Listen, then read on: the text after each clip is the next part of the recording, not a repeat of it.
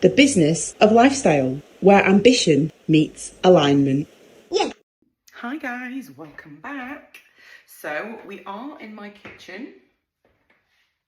For anybody who remembers when I came back from not being in the media and not being on social media for quite a long time, this was where I filmed my very first welcome back video. So it's kind of a spot that's got a place in my heart because it's my home. I'm going to give you on this episode a mini update, life update, because obviously we dropped bombs last week. I am going to explain myself a little bit. I'm going to talk about travel and freedom lifestyle from a very raw and personal perspective, including motherhood. And I'm also going to explain why, because it doesn't make a whole lot of sense what I'm doing, certainly from a financial perspective, because I'm highly paid as a coach. When I coach people on a one-to-one basis, I am paid thousands and thousands of pounds for my time, and the mini course is at the moment anyway, if you're listening to this right now, it's only £22. It's absolutely nothing, and it's packed full of gold tips. But there's a reason why I'm doing that. It's because I'm really passionate about it, but I guess I need to explain why I'm really passionate about it, what happened to me, how it ties in, and why you guys would want to know and want to do it. And yeah, I think that's what we will do today.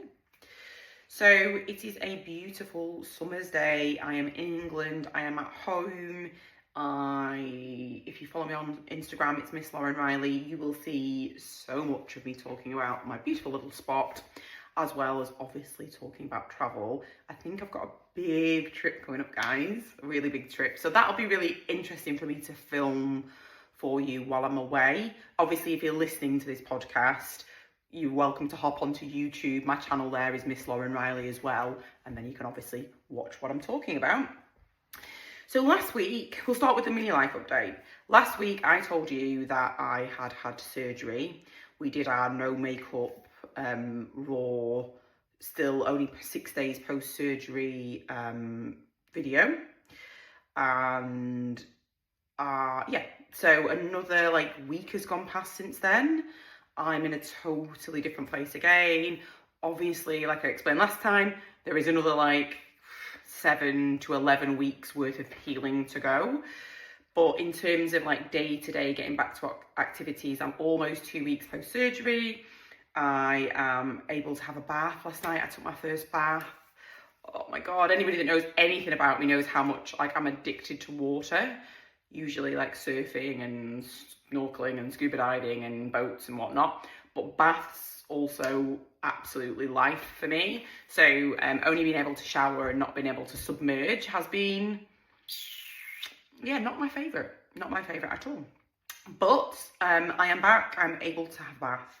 I am able to drive now, which is just amazingly liberating. And yeah, but still, let's not overdo it. There's still a lot of recovery. I've been this week, between last week and this week, although I've been doing so well, I've been very fatigued.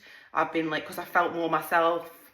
You know, if you're a parent, you just kind of get on with stuff, not lifting anything because I still can't lift for all that time. But I just got on with stuff, feeling great. And then by the afternoon, I was oh, it really hit me. And I had to go well, I haven't really been sleeping in the day, but definitely taking it easier in the afternoon. Also, life update. I don't know what you think about this, but I've been wearing my hair naturally, mostly from I've not been going anywhere. I've not had a reason to do it, but I'm actually loving it. It's a little bit wild looking, but I just I'm so into that whole naturalistic approach at the moment. So I'm not saying it'll stay forever, but right now I'm loving it. It also looks like I've just come off the beach or something. I think that's why I'm loving it. I look like I've just come off surfing. And yeah, so I'm channeling surfing even though I can't do any exercise yet. So yeah, big trip I think coming up. I haven't booked it yet, but I've got all the itinerary pieces in place. How I plan my trips is I kind of get it all together, take 24 hours, not a long time, so I'm not really a planner. This is a trip that I'll take in less than 2 weeks time as well. And then I feel into it. If it intuitively feels good to me, we're going. So I'm excited about that, but I'll tell you once I've booked it. So, okay, on to, I guess, my why. Why would I, as a highly paid coach, sell you something that is only £22 currently? Obviously, there's a funnel that sits behind that. Maybe some of those people who come into that, being transparent, will become one-to-one clients. The more you get to know me, the more you get to know my methodology, my wisdom, all the stuff that I've built up over 20 years in travel and 12 years in business. You'll get to know me really well, and some of you will become one-to-one clients. Great, wonderful. But that's not actually why I'm doing it. I'm doing it because I care about this. Like, I care, like, deep into my soul about this subject. So traveling was a way of life for me before I became a mum. So as you've heard from last episode, when I was 21, so nearly 20 years ago, I went to move to Ibiza. Didn't like it from I'm going to move there permanently, but loved it from okay, this is just different culture, different area, different temperature. Loved it. And from then on out, I have travelled the world multiple times, like round and round and round. And I love it. It's part of my soul. It's part of who I am. But there was a part of me when I got pregnant, when I decided to have a baby, that felt like I had to give that up. Oh, gosh, I had a little wave there of like almost going to cry. I felt like I had to give it up. I felt like it was a choice. It was this lifestyle or being a mum. And I came very close to not being a mum, actually. That's a story for another day. Like, not from a biological perspective, but from a mindset perspective. And when I was in Barbados, I was living in Barbados, I decided to come home to the UK to try and have a baby. I was very fortunate to conceive, and I was delighted because I didn't know that this was in my cards. Like I said, I wasn't 100% sure when I got pregnant, and when I knew I was going to be a mum, I was so excited. It's like such an adventure, as anybody know who's been through it. But there was this heavy feeling. And it never quite went away. And it was, and I actually, in my first trimester, I actually got quite bad, I would say, quite bad no, it's not postpartum depression, is it? Because I'd not yet had a baby, but first trimester depression, whatever that is, which is something I'd not really experienced before in that way. And I'm not saying it's just because of this. It was obviously hormonal. It was also based on the fact that at the time I was living in Scotland and it was raining all the time. It was very grey. I felt very sick. Yeah, there was lots of reasons, but there was this heaviness around, okay, my life is going to change. And I think that is natural. Because it is going to change, right? You're having a baby, that's it. Life is never going to be the same again. But there's this narrative that people kept feeding me, and I didn't realise I was being fed it until it was too late. So yeah, this narrative was, you are giving up something. You are not able to live this lifestyle. You will be praised henceforth as a mother if you sacrifice. If you give up what's important to you, then you will get the adoration of others as a parent. And that is a narrative that is toxic. It is probably predicated on other people's experiences, and it is not helpful now. And so many mums believe that that's what makes them a good mum. And of course, you've got to keep your baby healthy and happy. And there is, it's not an easy job being a mum. Anybody who's already gone down that road knows that. And I'm not here to say, well, there's this magic pill that makes it easy. But I am here to call out those people who tell you that you cannot do something because you're a mum. So in my case, it was travel. So anybody whose narrative is you cannot travel anymore, because you are a mum. It's just not true. It's just not true, and I'm living, breathing, joyous proof of that.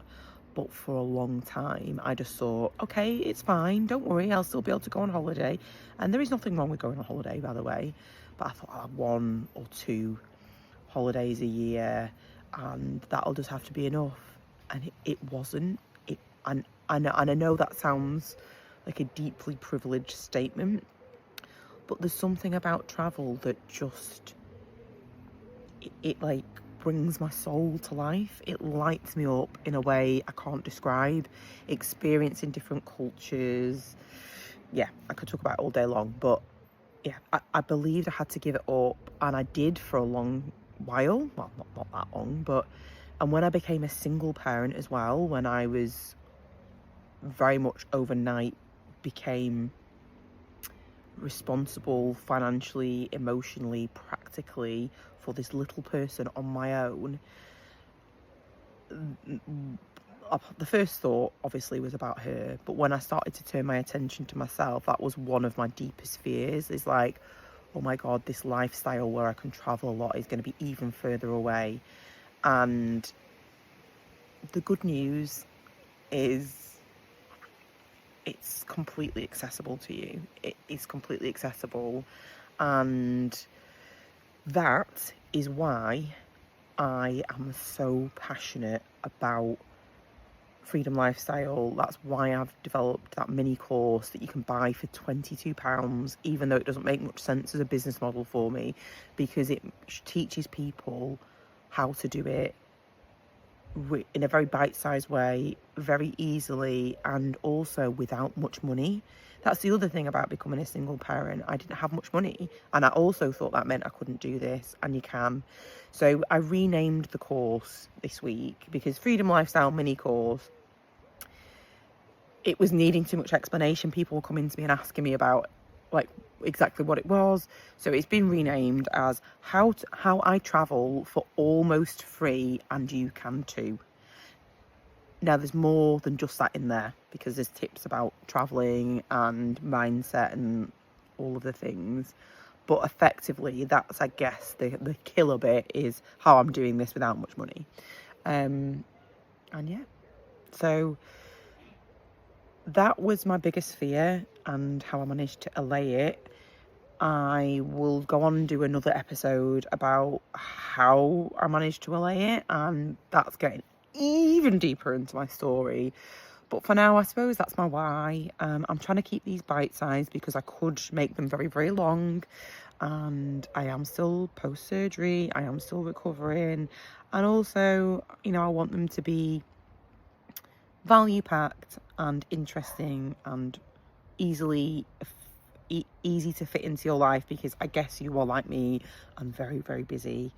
I've had a very busy day today. I wanted to finish recording this for you, but I'm going to have an early night because that's one thing that I'm struggling with a little bit. Like I said earlier in the episode, post-surgery fatigue is the thing that I'm got the biggest issue with at the moment.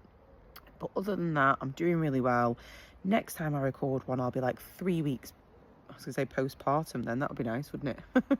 3 weeks post-surgery. And yeah, I'll be even more steps taken to healing. Have a great week, guys.